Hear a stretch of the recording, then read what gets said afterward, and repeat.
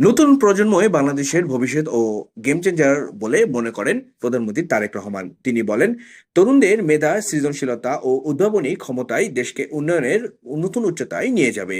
বাংলাদেশ চীন মৈত্রী সম্মেলন কেন্দ্রে জাতীয় পর্যায়ের স্টার্টআপ, বিজ্ঞান প্রকল্প ও উদ্ভাবনী ধারণা প্রদর্শনী এবং বৃক্ষরোপণ কর্মসূচিতে প্রধান অতিথির বক্তব্যে এসব কথা বলেন তিনি। অনুষ্ঠানে জাতীয় পর্যায়ে বিজয়ী শিক্ষার্থীদের হাতে পুরস্কার তুলে দেন প্রধানমন্ত্রী। পরে সম্মেলন কেন্দ্র চত্বরে একটি নিম গাছের চারা রোপণ করেন তিনি।